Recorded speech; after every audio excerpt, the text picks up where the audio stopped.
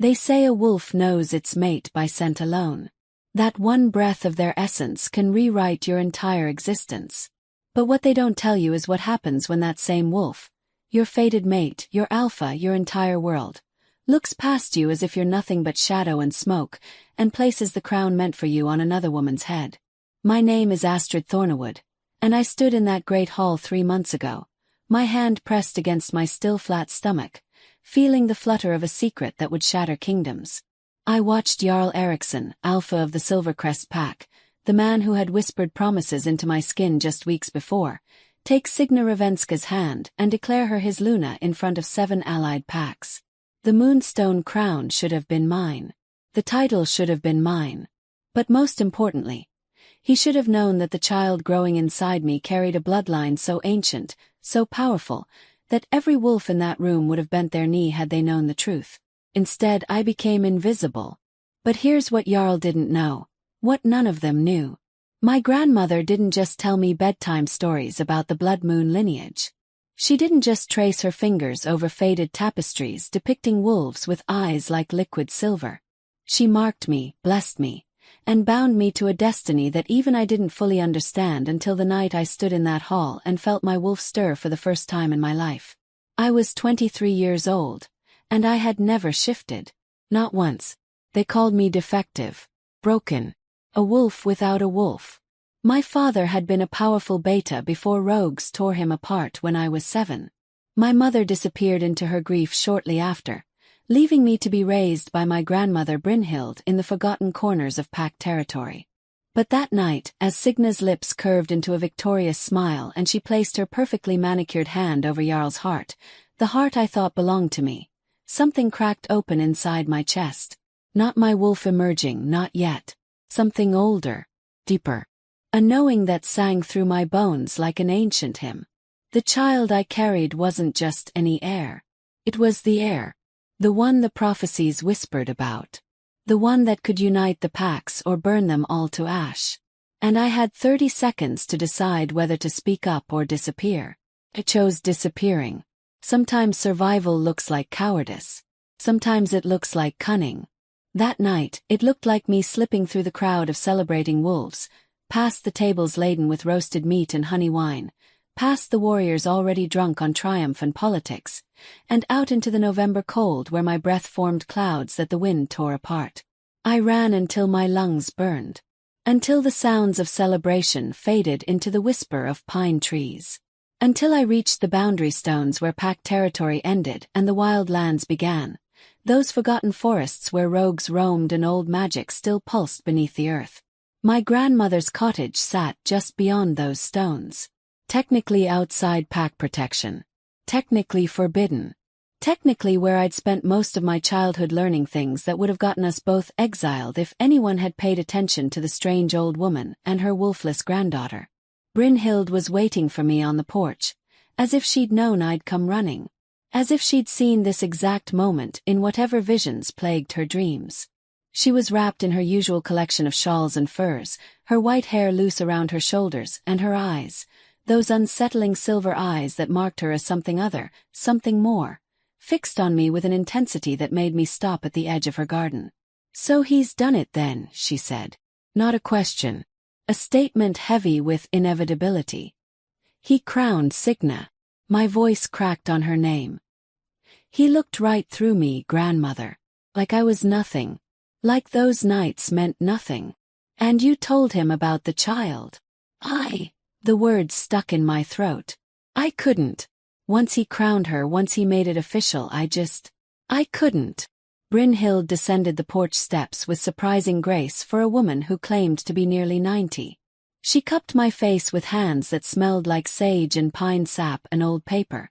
"Good," she said simply. "Then perhaps you're finally ready to hear the truth." She led me inside, sat me down at her scarred wooden table, and poured me tea that tasted like moonlight and promises. And then, while the fire crackled and cast dancing shadows on walls covered in herbs and strange symbols, my grandmother told me who I really was. The blood moon line didn't end with your father, Astrid. It went dormant, waiting. Your great-great-great-grandmother was Ursa Bloodmoon, last of the true silver alphas. She could command any wolf with a thought, could heal mortal wounds with her touch, could see threads of fate before they were woven. The old packs feared her power so much that they bound it, diluted it, bred it out through 7 generations of strategic matings. But I don't have any power, I protested. I can't even shift. Can't you? Her silver eyes glinted. Or have you simply never needed to before? She reached across the table and placed her palm over my stomach, and I felt it.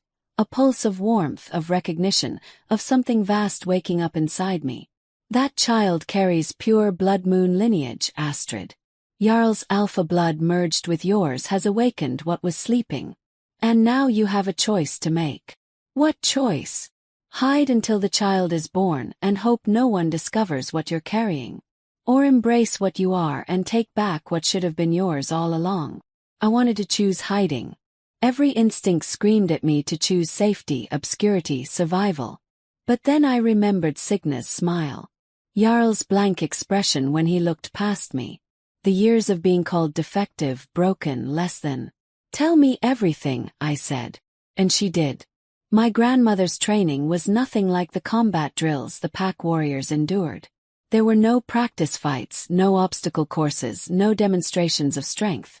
Instead, she taught me to be still, to listen, to feel the pull of the moon even during the day, to sense the threads that connected every living thing in the forest, to understand that true power wasn't about domination.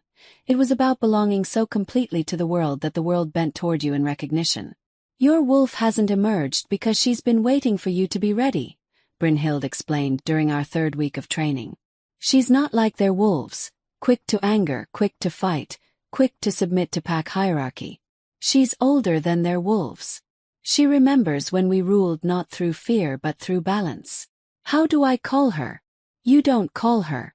You become her. There's no separation, Astrid. That's what they've forgotten. The wolf and the human aren't 2 beings sharing one body. They're one being experiencing itself in different forms. Sounded like mystical nonsense. Until the night it wasn't.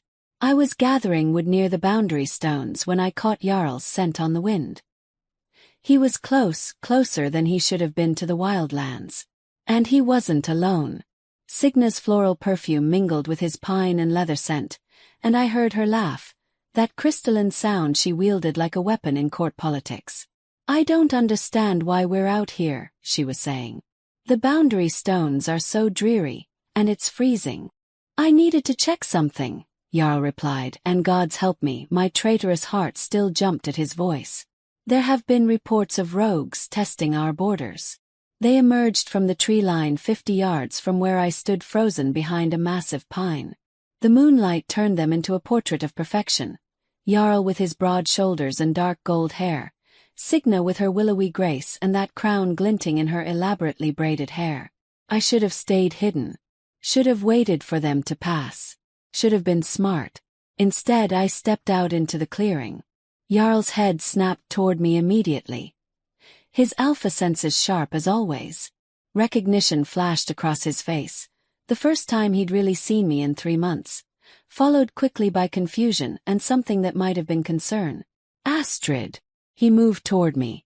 What are you doing out here? It's not safe beyond the stones.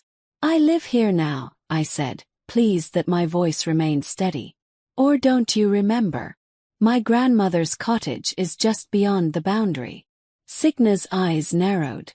The wolfless girl, she said, her tone making it clear exactly what she thought of me. I didn't realize you were still around. Most wolves without their shift leave the territory. It's kinder that way. The casual cruelty of it struck me like a physical blow. But beneath the hurt, something else stirred. Something with teeth. Is that what you think I am? I asked softly. Wolfless. Well, aren't you? Signa laughed. You're what, 23? 24. If you had a wolf, she would have come by now. Signa, Jarl said, his voice carrying a warning. But he didn't contradict her. Didn't defend me. Just stood there with that same blank expression he'd worn when he crowned her. And that's when it happened. The thing inside me that had been building for weeks, fed by my grandmother's training and the growing life in my womb and the sheer audacity of standing here watching my mate with another woman. It erupted. My first shift was nothing like the stories described. There was no pain, no breaking bones, no screaming transformation. One moment I was standing on 2 legs in my worn boots and my grandmother's hand-me-down coat. The next I was on 4 paws, and the world had exploded into scent and sound and sensation so overwhelming I nearly lost myself in it. But my wolf, she knew exactly what to do. She was massive, I realized dimly. Larger than Jarl in his alpha form. My fur shimmered silver in the moonlight, and when I looked at Signa through my wolf's eyes, I saw the threads my grandmother had described. The connections, the weaknesses, the fear that pulsed beneath her perfect exterior. Signa stumbled backward with a gasp. Even Jarl took a step back. His expression shifting from shock to something like awe. "Impossible," he breathed. "That's Astrid." My wolf wanted to go to him. Wanted to press against him and demand recognition. Wanted to show him what we were, what we'd always been. But I held control. And I made a choice. I turned away from them both, and I ran. I ran deeper into the wild lands than I'd ever ventured. Ran until their scents faded, and the only sounds were my own paws striking earth and the thundering of my heart. Ran until I found a clearing lit by moonlight where the boundary between forest and sky seemed thin enough to tear. And there, I shifted back to human form and collapsed on the moss-covered ground, gasping. I had shifted. After 23 years of nothing, of being broken and defective and less than, I had finally shifted. And my wolf wasn't weak or small or uncertain. She was glorious. She was powerful. She was exactly what Brynhild had promised. Word of my transformation spread through the pack like wildfire. By the time I returned to my grandmother's cottage the next morning, there were 3 pack members waiting at the boundary stones. Warriors sent to escort me back to pack territory. "Alpha Jarl requests your presence," the lead warrior said. His eyes carefully averted. Submission. He was showing me submission. I'd never experienced that before in my life. "Tell Alpha Jarl that I'm no longer under pack authority," I replied calmly. "I live beyond the boundaries. I answer to no one but myself. Please, Miss Thornawood." The warrior shifted uncomfortably. He was very insistent. Then let him be insistent. I have no interest in his demands. I turned to go, but the warrior called after me. "He said to tell you it's about your father. About what really happened to him." That stopped me cold. My father had died defending the southern border from rogues. That was the official story. The story everyone had told me since I was 7 years old. But I'd heard the whispers too. The inconsistencies. The questions that were quickly silenced whenever I asked them. "Tomorrow," I said finally. "Tell him I'll come tomorrow at dusk. And tell him I'll meet him at the Alpha's private study, not the Great Hall." The warrior nodded and left, and my grandmother emerged from the cottage with a knowing look. "So it begins," she said. "What begins?" "The game, child. Power is always a game. And now you're finally playing." I spent that day preparing. Not with weapons or armor but with the truth. Brynhild pulled out boxes I'd never seen before. Documents and letters and ancient pack records that should have been destroyed decades ago. "Your father discovered something," she said, spreading papers across her table. "About the old bloodlines. About who was being systematically removed from power and why.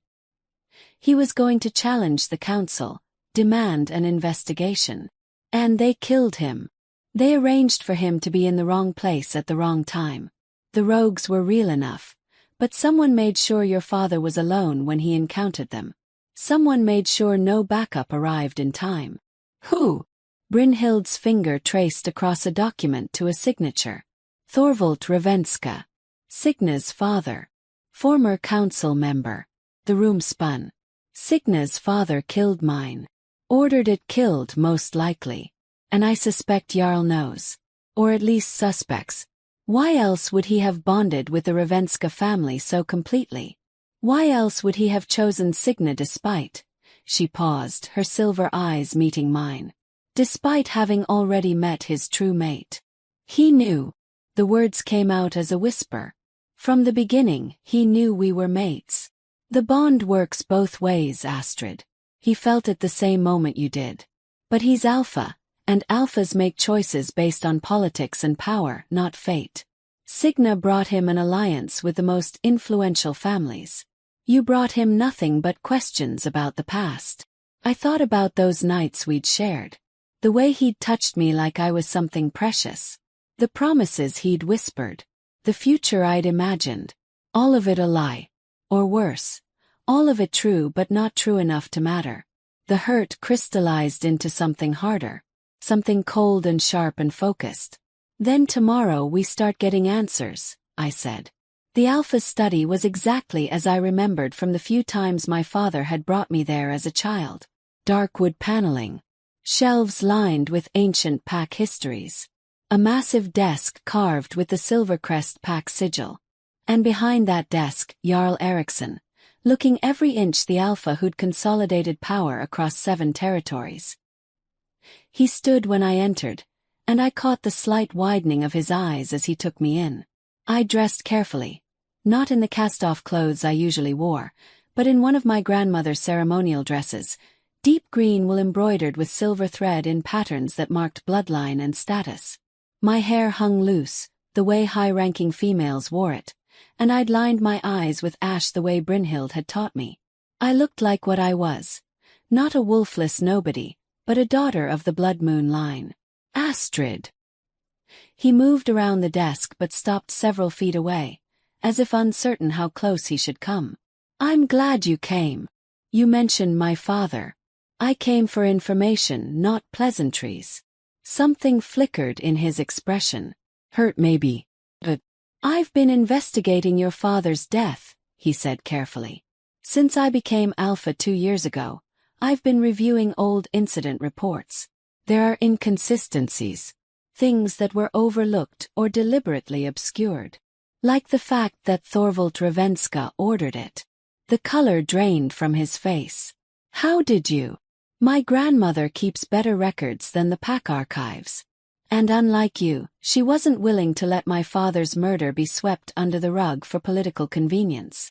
It wasn't. He stopped, ran his hand through his hair in a gesture of frustration I recognized too well. I didn't know. Not when I agreed to the alliance with the Ravenskas. Not when I chose Signa as Luna. I only started finding evidence 2 months ago. 2 months. I let the words hang between us.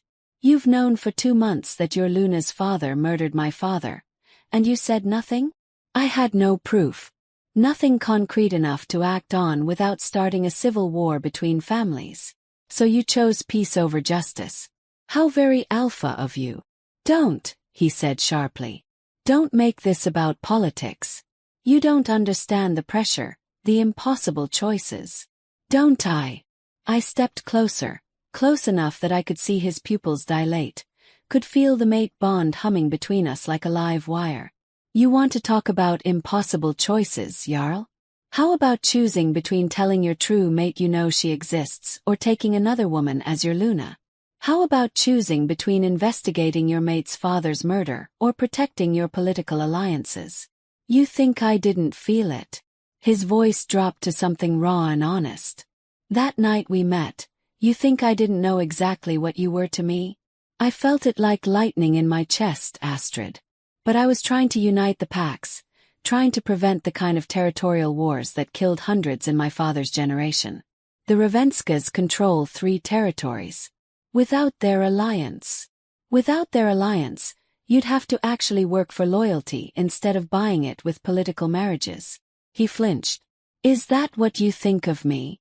I don't know what to think of you anymore. The admission cost me, but I forced myself to hold his gaze. All I know is that you made your choice. And I'm making mine. What choice? This was it.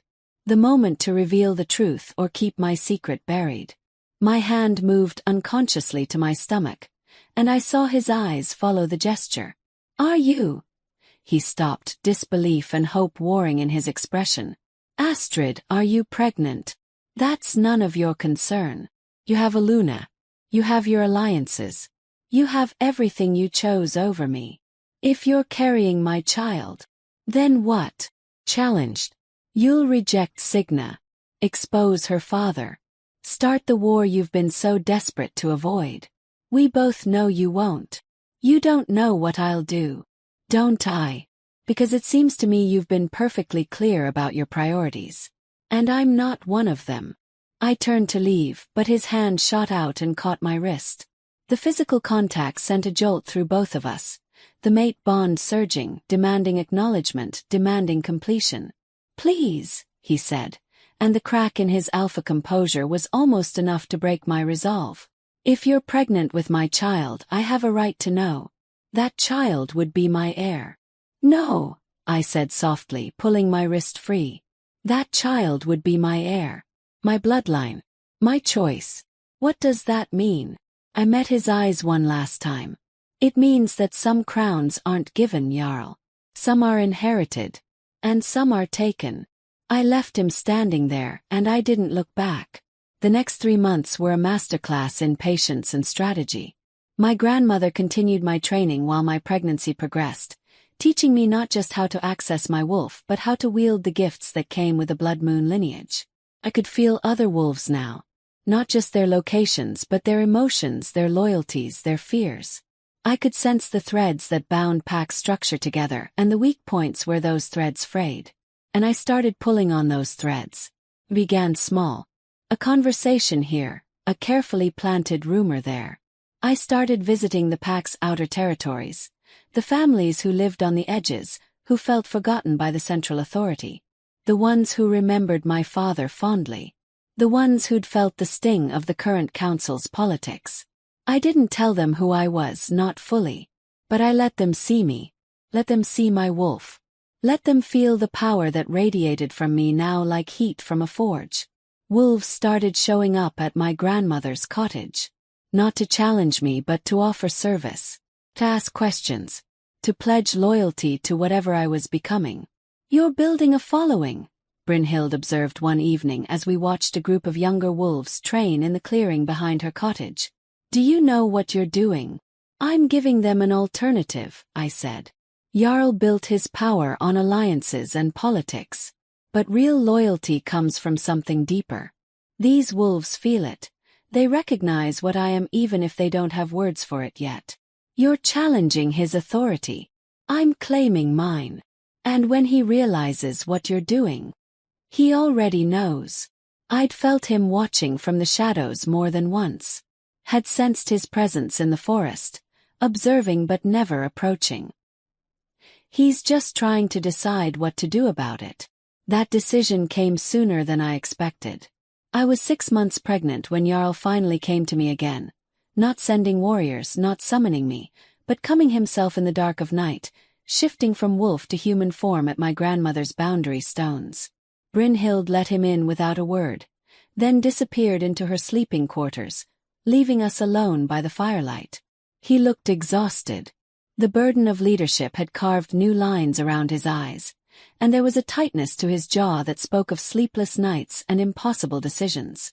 I need to know, he said without preamble. I need to know if that child is mine. And if it is, then we need to talk about the future. I gestured for him to sit, and we faced each other across my grandmother's table like negotiators rather than mates. Signa is pregnant, he said, and the words hit me like a physical blow. She announced it 2 weeks ago. The council is celebrating. 2 heirs will secure the bloodline, they say. I kept my expression neutral even as jealousy and hurt churned in my gut. Congratulations. Don't. His voice was sharp. Don't pretend this doesn't matter. I can feel what it does to you. The bond doesn't lie, Astrid. The bond. I laughed bitterly. You want to talk about the bond now? After you rejected me, chose her. I never rejected you. I chose duty over desire. There's a difference. Not to me, there isn't. We sat in silence for a long moment, the only sound the crackling of the fire. I've been investigating the Ravenskas, he said finally. Digging deeper into your father's death. I have evidence now. Concrete proof that Thorvald gave the order and arranged the rogue attack. What are you going to do with this evidence? That depends on you. On me. If I expose Thorvald, I destroy my alliance with the Ravenskas. The pack could fracture. We could end up in civil war. Exactly what I've been trying to prevent. But if you're carrying my child, if you're building your own following, then maybe we have another option. What option? He leaned forward, his eyes intense. Share power with me. Become my second Luna. Your child would still be an heir, would still have status and protection. The wolves who've been following you would fold back into the pack structure. And together we could expose Thorvald without threatening the stability of everything I've built. Second Luna. The words tasted like ash. You want me to be your mistress officially. To watch you play husband to Signa while raising my child as the spare heir. I want you to be safe. I want our child to be protected. I want. He reached across the table toward me, then stopped. His hand hanging in the air between us. I want you, Astrid. I've always wanted you. But I have responsibilities that go beyond what I want. And I'm supposed to accept scraps from your table. Accept being second place forever. You wouldn't be second place. The wolves are already choosing you. They feel what you are even if they don't understand it yet. As second Luna, you'd have real power, real influence. I already have real power. I stood, my hand on my swollen belly. I don't need you to give me what I've already claimed. Then what do you want? The question hung in the air, and I realized I'd been building toward this moment for months. Since the night he crowned Signa. Since the night my wolf emerged. Since the first time I felt my child move inside me and understood what was at stake. I want you to make a choice, I said. A real choice. Not a political calculation, not a strategic alliance, but a choice based on what's right. That's what I'm trying to do. No, you're trying to have everything. You're trying to keep your perfect Luna and your political alliances and your true mate all neatly arranged so nothing disrupts your reign. But life doesn't work that way, Jarl. You can't serve two masters. You can't honor two bonds. Eventually you have to choose who you really are. And if I choose wrong, I met his eyes steadily. Then my child will grow up knowing exactly what kind of man their father was. And when they're old enough, when they come into their power, they'll make their own choice about whether you deserve to keep your crown. The threat was clear. Not immediate. Not violent. But inevitable. Jarl stood slowly. His expression unreadable. Is that what this is about? Taking my crown? This is about the truth finally mattering more than politics. About justice for my father. About children not growing up wondering why their bloodline was considered inconvenient. I never considered you inconvenient. Didn't you? I moved toward him, close enough that the bond flared between us, painful and perfect and impossible to ignore. Then prove it. Show me that the man who whispered promises in the dark is the same man who rules this pack. Show me that honor means something more than expedience. How? Expose Thorvald. Not as a political maneuver but because it's right. Reject Signa. Not to claim me, but because you can't honor a mate bond built on your true mate's father's murder. And trust that the wolves will follow strength and integrity more than they'll follow comfortable alliances. You're asking me to risk everything. I'm asking you to be worthy of the crown you wear. He stared at me for a long moment, and I could see the war raging behind his eyes. Then he turned and walked to the door. I need time, he said. You don't have much of it. My child will be born in 3 months. And when the blood moon line is reborn into this world, every wolf in 7 territories will feel it. They'll know what we are. And you'll have to decide which side of history you want to be on. He left without another word. My daughter was born during the winter solstice, on the longest night of the year, when the moon hung full and silver over snow-covered forests. The labor was excruciating and transcendent. My grandmother attended me while I screamed and pushed and felt like I was being torn apart and remade simultaneously. And when my daughter finally emerged, when I heard her first cry pierce the night air, Something shifted in the world. Every wolf within 100 miles felt it. I knew they did because I felt them feeling it. A collective gasp of recognition, of power acknowledged, of something fundamental changing in the structure of pack hierarchy. My daughter was perfect. Impossibly perfect. She had my dark hair and Jarl's gold-flecked eyes, and when I held her to my chest, I felt her wolf stir immediately. Something that should have been impossible for a newborn. But she was Blood Moon. The rules didn't apply to her. What will you name her? Brynhild asked, her silver eyes bright with tears. Ragna, I said. After my father's mother. Ragna Thornawood Blood Moon. No mention of Eriksson. No acknowledgement of her father's line. This child was mine. We had barely gotten me cleaned up and settled when I felt them coming. Not a few curious wolves, but dozens. Hundreds maybe. Converging on the cottage like iron filings drawn to a magnet. Jarl arrived first, bursting through the door with his eyes wild and his hair disheveled, Signa and several pack warriors close behind. I felt. He stopped when he saw me sitting up in bed, my daughter in my arms. Gods above, Astrid. What is she? She's your daughter, I said quietly. And mine. And the first blood moon born in 7 generations. He moved toward us as if in a trance, and I let him. Let him kneel beside the bed. Let him reach out one trembling hand to touch Ragna's tiny fist. The moment his skin made contact with hers, every wolf in the vicinity felt it. The bond snapping into place, the recognition of true lineage, the undeniable proof of what she was. She's. He couldn't finish the sentence. She's everything you were afraid of, Signa said from the doorway, her voice venomous. Look at her, Jarl. Really look. She's not just your bastard daughter. She's a threat. If the other packs know what she is, what her bloodline can claim, then they'll know I've produced an heir worthy of legend, Jarl interrupted, his eyes never leaving Ragna's face. They'll know the Silvercrest pack carries the Blood Moon line again. You can't seriously be considering legitimizing her. I'm not considering it. He stood, still holding Ragna's tiny hand. I'm doing it. She's my firstborn, my daughter, and... He turned to look at me fully for the first time. Her mother is my true mate. Something I should have acknowledged months ago. Jarl, no. Signa's perfect composure cracked.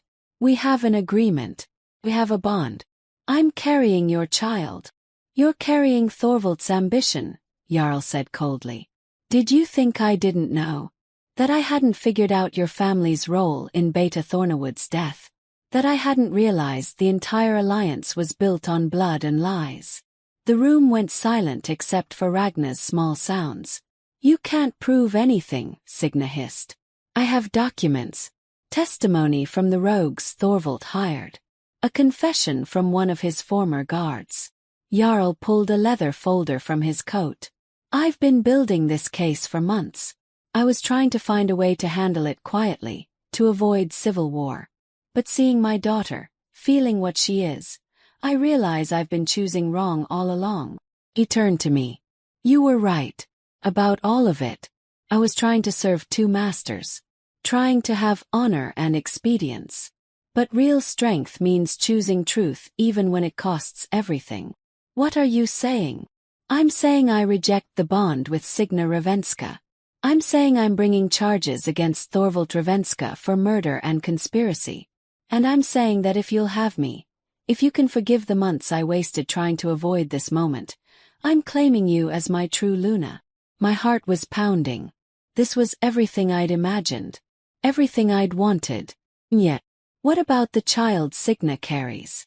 Will be provided for and protected, but will not be my heir. Ragna is my firstborn. Ragna is Blood Moon. There's no question of succession. Signa let out a sound between a sob and a scream. You're destroying everything. The alliances, the peace, everything you've built. I'm building something better, Jarl said firmly. Something based on truth instead of convenience. And if that means civil war, if that means fighting for what's right instead of what's easy, then so be it. He knelt before me again, and this time he took my hand. Astrid Thornawood, will you be my Luna? Will you rule beside me, not as second choice or political necessity, but as my true mate and equal? Will you help me rebuild this pack into something worthy of our daughter? I looked down at Ragna, sleeping peacefully in my arms despite the chaos around us. I thought about my father, about the justice he'd never received, about my grandmother, watching from the corner with knowing eyes, about all the months of pain and transformation and discovering who I really was. Yes, I said. But not because you're offering me a crown. I already have power of my own. I say yes because you finally chose truth. Because you're finally the man I believed you could be. He kissed my hand, and the mate bond sang between us, finally acknowledged, finally accepted, finally right. 3 months later, I stood in the same great hall where I'd watched Jarl crown Signa. But everything had changed. The Ravenskas had fractured from the alliance, taking their territories with them, but the neighboring packs had rallied to us instead. Drawn by the legend of the Blood Moon's return, by Jarl's willingness to pursue justice over politics, by the sheer power they could feel radiating from Ragna even as an infant. Thorvald had been executed for my father's murder. Signa had retreated to her family's remaining territory. Her pregnancy ending in a daughter who would be protected but never carry the Eriksson name. And I stood before 7 assembled packs, wearing a gown of silver and midnight blue, my daughter in my arms, waiting for the moment that would change everything. Jarl spoke first, his voice carrying through the hall with alpha command. 18 years ago, Beta Magnus Thornawood was murdered defending pack territory. We called it an honorable death. We built monuments to his sacrifice. But we buried the truth with his body. Tonight we honor that truth. Tonight, we acknowledge what was stolen and what has been returned. He gestured to my grandmother, who stepped forward carrying something wrapped in ancient silk. When she unwrapped it, the crowd gasped. It was a crown. Not the moonstone circlet that Signa had worn, that had been returned to the Ravenska vaults. This was older, more primal. Silver and bone and stones that seemed to hold moonlight inside them. The crown of the Blood Moon Alphas. Hidden for 7 generations, waiting. This crown belonged to Ursa Bloodmoon, Brynhild announced, her voice stronger than I'd ever heard it. Last of the Silver Alphas. When she died, the council feared what her descendants might become. They scattered the bloodline, diluted it, tried to breed it into obscurity. But blood remembers. Power remembers. And tonight, the Blood Moon line returns to its rightful place. Jarl took the crown from her hands and turned to me. Astrid Thornawood, daughter of Magnus, granddaughter of Brynhild, descendant of Ursa Bloodmoon. You are not becoming my Luna tonight. You are reclaiming what should never have been taken from your family. You are not accepting power from me. You are acknowledging power that was always yours. He placed the crown on my head, and the moment it touched my hair, the world exploded into sensation. I felt every wolf in the hall. Felt their shock, their awe, their submission. Felt the threads that connected us all surge with recognition. Felt the ancient magic that had been sleeping in my blood roar to full awakening. My wolf surged forward, not taking control but merging with me so completely that I stopped being Astrid and Wolf and became simply myself, whole and unified and powerful in a way that transcended anything I'd imagined. When I spoke, my voice carried layers, human and wolf and something older, something primal. I accept this crown not as a gift from an alpha, but as a reclamation of what my family was and what my daughter will become. I accept this power not to dominate, but to restore balance. And I promise you this: never again will bloodline be treated as inconvenient. Never again will truth be sacrificed for politics. Never again will the strong prey on the weak without consequence. The hall erupted in howls, not of challenge but of acceptance, joy, of recognition that something fundamental had shifted in the pack hierarchy. Jarl stepped beside me and took my hand. "Together," he said quietly, "just for me." "Together," I agreed. But the coronation was just the beginning. Over the following weeks, as I settled into my role as Luna, As I learned to wield the political power that came with the crown alongside the supernatural power of my bloodline, darker truths began to surface. My grandmother called me to her cottage one night when Ragna was sleeping peacefully in the pack nursery, protected by a dozen loyal wolves. "There's something you need to know," Brynhild said, her silver eyes troubled. "Something I kept from you until you were strong enough to bear it. What could be worse than everything I've already learned?" "Your mother," she said softly. "Ingrid. She didn't disappear into grief when your father died. She was taken." The floor seemed to tilt beneath me. Taken. By who? By those who wanted to ensure the blood moon line never resurfaced. Your mother was descended from a different branch. Through her, you carry double the lineage. Pure blood moon from both sides. That's why you're so powerful. That's why Ragna is what she is. Where is she? Is she alive? I don't know. I've been searching for 18 years. But Astrid. She gripped my hands. If she's alive, if they've kept her alive all this time, it's because they're planning something. 'Cause they know what you are now. What Ragna is. And they'll come for you both eventually. The revelation should have terrified me. Instead, I felt the same cold clarity I'd felt the night Jarl crowned Signa. "Let them come," I said. "I'm not the frightened, wolfless girl I was a year ago. I'm Luna of the Silvercrest Pack. I'm Blood Moon reborn. And I'm a mother. Anyone who threatens my daughter will learn exactly what that means." The challenge came 3 months later, during the spring equinox gathering where all the allied packs met to settle disputes and renew bonds. A pack I'd never heard of arrived. The Ironwood Pack, from territories so far north they were considered more legend than reality.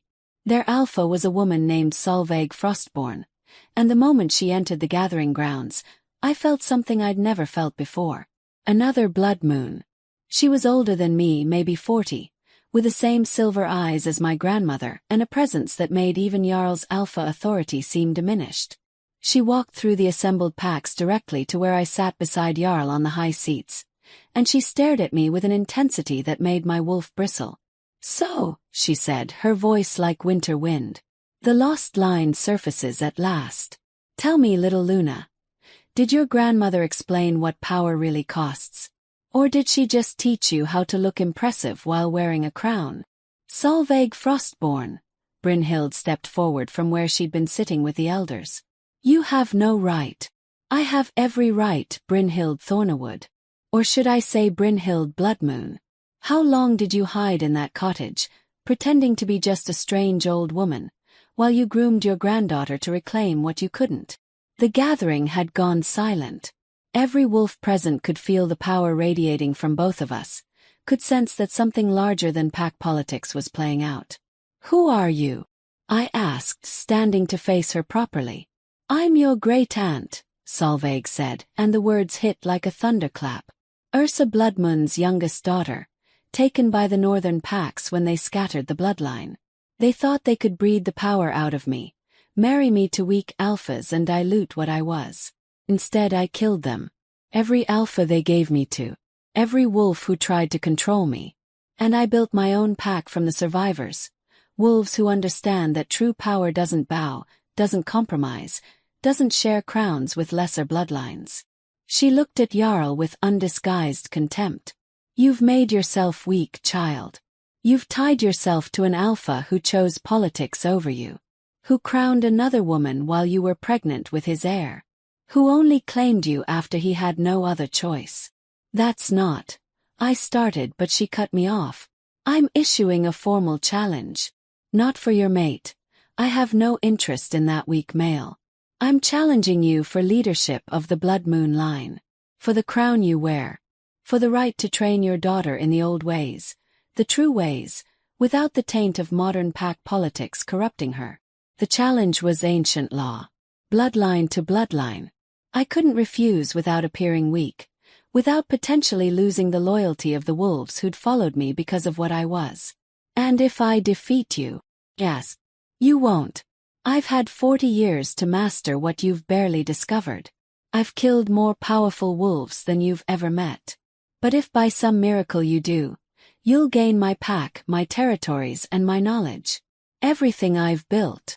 And if you defeat me, you'll be dead, and I'll take your daughter to raise properly. Away from this farce of shared power and political marriages. Away from the weakness that destroyed our line in the first place. Ragna.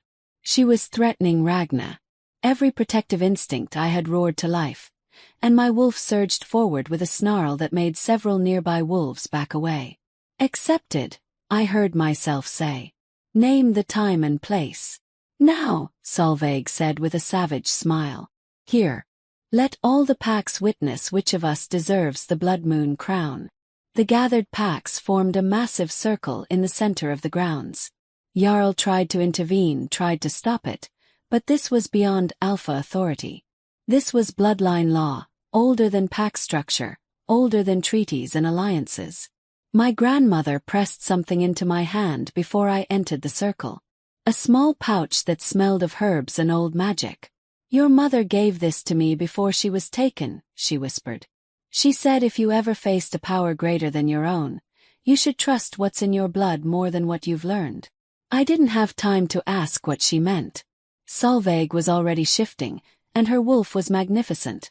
Larger even than mine, her fur almost pure white with silver highlights that caught the light like frost. I shifted to meet her, and we circled each other while hundreds of wolves watched in breathless silence. She attacked first, faster than I expected, her jaws snapping inches from my throat. I dodged and countered, but she was already moving, flowing like water, like she could predict my movements before I made them. We fought like that for what felt like hours but was probably only minutes. Every time I thought I had an opening, she was already somewhere else. Every attack I launched, she deflected effortlessly. She wasn't just experienced. She was brilliant, a master of combat who'd spent decades perfecting her skill. I was losing. Badly. Blood matted my silver fur. My movements were getting slower, more desperate. I could hear Jarl shouting, could feel his panic through our bond, but I couldn't focus on anything except staying alive. Solveig finally got me pinned, her jaws around my throat, pressing just hard enough to make her point without killing me yet. Yield, her wolf's voice echoed in my mind. You're powerful, but power without wisdom is just wasted potential. Yield, and I'll make your death quick. I should have yielded. Should have submitted. Should have accepted that I was outmatched. But then I felt it. The pouch my grandmother had given me, crushed against my side in the struggle. And something inside it pulsed with warmth, with recognition, with a different kind of power than I'd been trying to use. Trust what's in your blood more than what you've learned. I stopped fighting. Stopped struggling against Solveig's hold. And instead I reached for something deeper than my wolf, deeper than the combat training, deeper than the magic my grandmother had taught me. I reached for the bond. Not the mate bond with Jarl, but the blood bond. The connection to every wolf in the circle who carried even a drop of blood moon lineage. The threads that tied me to Solveig herself, to my grandmother, to my missing mother, to Ragna sleeping in the nursery. And I pulled. It wasn't dominance. It wasn't control. It was connection. It was belonging. It was the fundamental truth that we were all part of something larger than individual power or ambition. I felt the moment Solveig felt it too. The way her grip loosened, the way her wolf went still. Because she felt it, she felt all the Blood Moon descendants across 7 territories, felt their recognition and their choice, and she felt them choosing me. Not because I was stronger. Because I understood something she'd forgotten. Power wasn't about standing alone. It was about connection. About building something together rather than ruling through fear. I shifted back to human form beneath her wolf, bleeding and exhausted but alive. You're right, I said, my voice carrying through the silent circle. I'm not as strong as you. I'm not as experienced. But that's not what makes an alpha. What makes an alpha is understanding that true strength comes from lifting others up, not standing on their backs. Solveig shifted back as well, her silver eyes unreadable. Pretty words. But the world doesn't run on pretty words, child. Maybe it should start. I pushed myself to sitting, wincing at the pain. You've spent 40 years alone, Solveig. 40 years killing anyone who tried to control you, building power through fear and domination. And what do you have to show for it? Wolves who follow you because they're terrified of what you'll do if they don't. I have survival. Have strength. I have. You have nothing, I said softly. No family who claims you. No bonds that nourish you. No legacy beyond violence. Is that really what you want Ragna to become? For the first time, something cracked in Solveig's expression. You don't understand. After they scattered us, after they took everything, trust became weakness. Connection became a weapon others could use against you. I know. I thought about my mother, about my father's murder, about all the ways the Blood Moon line had been systematically destroyed. But if we let their cruelty turn us into monsters, then they've won. They've accomplished exactly what they set out to do. They've made the Blood Moon line so dangerous that it had to destroy itself. So what are you proposing? Join us. Not as a conquered enemy but as family. Teach me what you know. Help me protect Ragna. And in return, finally have a pack that doesn't fear you. They honor you. Solveig stared at me for a long moment. Then, slowly, she knelt before me. Not in submission but in recognition. You're either the wisest Blood Moon in 7 generations, she said, or the most foolish. Time will tell which. Probably both, I admitted. But I'd rather be foolish and connected than wise and alone. She laughed, a sound like breaking ice, and helped me to my feet. The gathered packs erupted in howls and cheers, but all I could focus on was Jarl rushing forward to catch me as my legs gave out, and my grandmother's tears as she embraced both me and Solveig. 2 weeks later, after I'd healed and Solveig had begun the difficult process of integrating her pack with ours, my great-aunt came to me with something she'd kept hidden for 40 years. Your mother, she said without preamble. Ingrid. I know where she is. I was feeding Ragna at the time, and I nearly dropped her. What? The pack that took her. They've been keeping her in the far northern territories, using her bloodline to try to breed their own Blood Moon descendants. When I heard you'd surfaced, when I heard about Ragna, I started investigating. I found her. Is she alive? Alive. But Astrid. Solveig's expression was grave. They've had her for 18 years. She's been through things I won't describe while you're holding your daughter. She may not be the woman your father loved anymore. I don't care what they've done to her. My voice came out fierce and certain. She's my mother. She's Ragna's grandmother. And she's coming home. It won't be easy. The pack holding her is powerful and has no interest in diplomacy. Then we won't use diplomacy. I looked up at Solveig. You said you wanted to teach me the old ways. Consider this lesson 1. We assembled a force unlike anything the modern packs had seen. Not just warriors, but every wolf with even a trace of Blood Moon heritage. 50 strong, each of us connected through blood and purpose. The Thornwald pack didn't stand a chance. We hit their territory at dawn, and I led the charge myself. Not with Jarl's political authority, but with pure Blood Moon power. I could feel every wolf in their pack, could sense their hierarchies and loyalties, could pull on the threads that bound them together. I didn't kill anyone. Didn't have to. I simply showed them what real power looked like, and they submitted. Their alpha, Halvard Thornwald, fought until Solveig broke 3 of his legs and pinned him in the center of his own great hall. Where is Ingrid Blood Moon? I demanded. He spat blood. You'll never. I didn't let him finish. I reached into his mind, something I'd discovered I could do only recently, and pulled the information directly from his thoughts.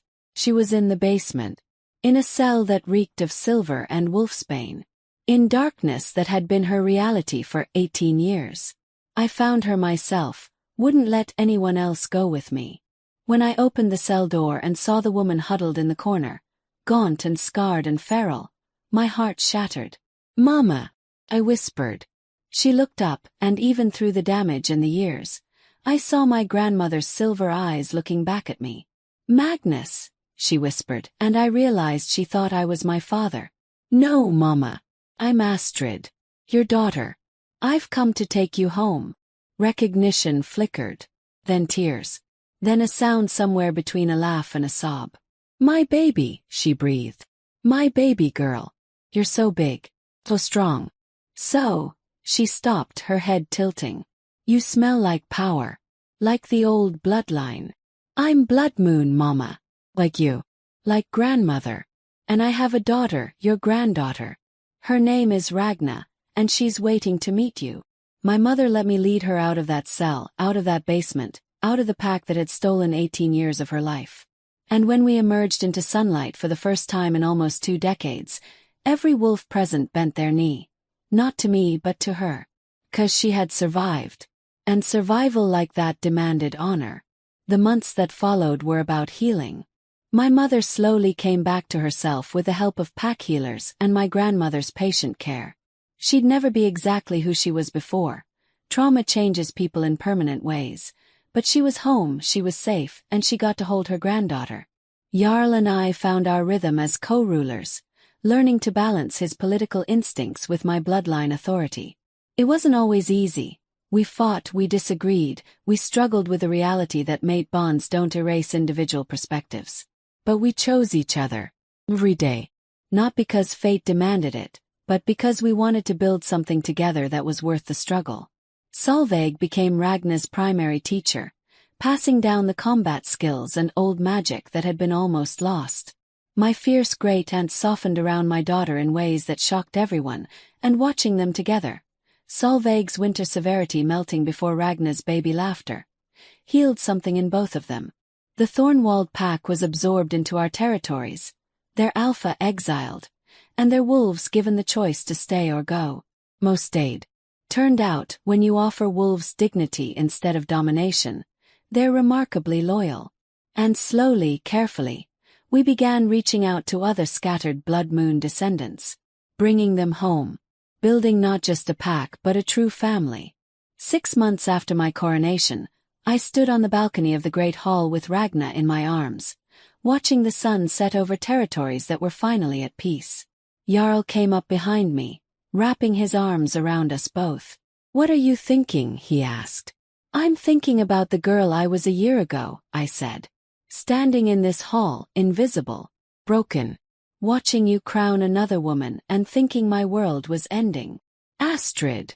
I'm not finished. I leaned back against him. I'm thinking about how sometimes the worst thing that happens to us is actually the catalyst for becoming who we were always meant to be. If you had chosen me that night, if you had made the easy choice, I would have been your Luna. But I never would have discovered my power. Never would have found my mother.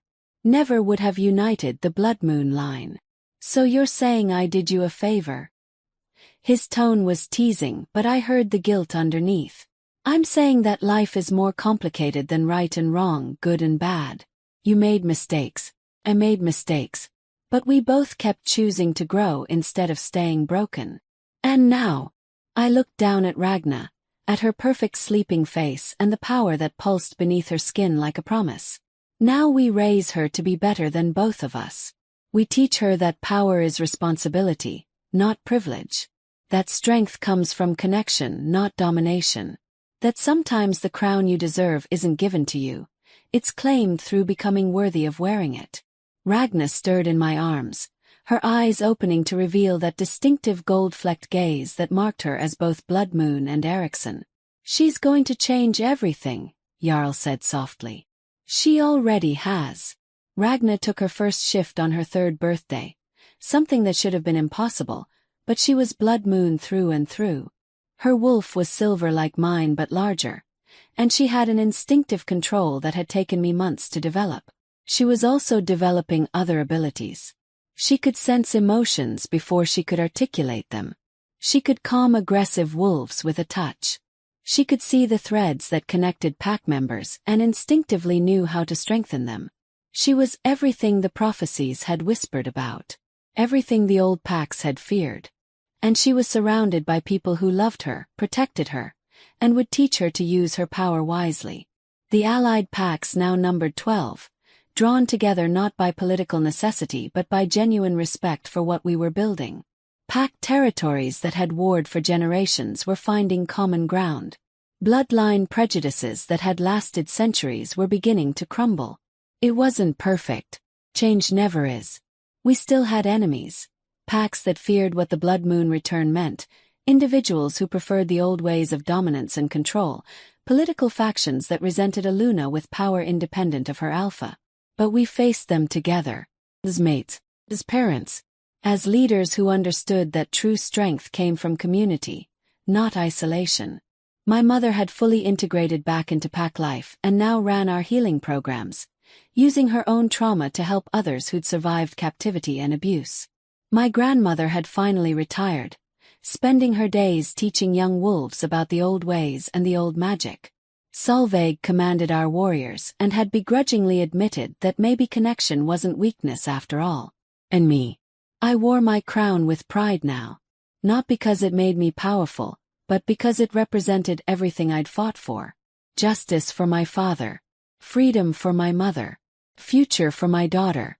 I stood in the Great Hall, the same hall where my story had truly begun, and watched as wolves from all 12 packs celebrated the spring equinox together. Watched as children who would have grown up in enemy territories played together without seeing difference. Watched as the old prejudices and fears slowly gave way to something new. Jarl found me in the crowd, pulling me close. "Any regrets?" he asked. I thought about the pain, the heartbreak, the months of thinking I was worthless, the terror of pregnancy alone, the struggle to discover and claim my power. "Not a single one," I said truthfully. "Every moment led me here. Led us here. Led to Ragna." "She's watching us," Jarl observed. I followed his gaze and saw our daughter standing with Solveig, her little hand in her grey tant's scarred one. Her eyes fixed on us with that unsettling awareness that reminded me she was so much more than an ordinary child. She waved and I waved back. "She's going to have to make her own choices someday," I said. "About what kind of leader she wants to be. What kind of power she wants to wield. And we'll support whatever she chooses. Even if she rejects everything we've built. Even then. Because that's what you taught me, Astrid. That love means trusting people to become who they're meant to be, not forcing them into who we need them to be." I kissed him then, in front of all 12 packs, claiming my mate as thoroughly and publicly as he'd once failed to claim me. When we broke apart, the hall was cheering. Not for politics or alliance or strategy. Just for two people who'd found their way to each other through fire and pain and impossible choices. Just for love that had survived when everything said it shouldn't. And that, I thought, was the most powerful magic of all. So tell me, have you ever felt invisible? Have you ever stood in a room full of people who were supposed to see you, supposed to know you, and felt like you were nothing but shadow? Have you ever carried a secret so powerful it could change everything, but had no one who believed you were worth listening to? Because here's what Astrid's story teaches us. Sometimes being overlooked is the universe's way of giving you time to become who you're truly meant to be. Sometimes rejection is redirection. Sometimes the crown they won't give you is because you're meant to forge your own. I want to know where you're watching this from. What city are you in right now? Comment below and tell me your city so I can send you a virtual hug, because wherever you are, whatever you're going through, I want you to know something. Your bloodline matters. Not literal wolves and magic, but the strength in your DNA, the resilience your ancestors passed down, the power you carry even when no one acknowledges it. You're not broken. You're not defective. You are not invisible. You are becoming. And maybe, just maybe, the thing you're carrying right now, the secret power or the hidden strength or the unacknowledged truth, is exactly what the world needs you to bring forward. Not because someone gave you permission, but because you're finally ready to claim it. So tell me, what crown are you ready to stop waiting for and start forging for yourself? Drop your city below, and let's build a community of wolves who refuse to stay invisible, who refuse to accept other people's limitations, who know that the bloodline running through our veins carries power our enemies hoped we'd never discover. Tell me where you're from. Tell me you're ready.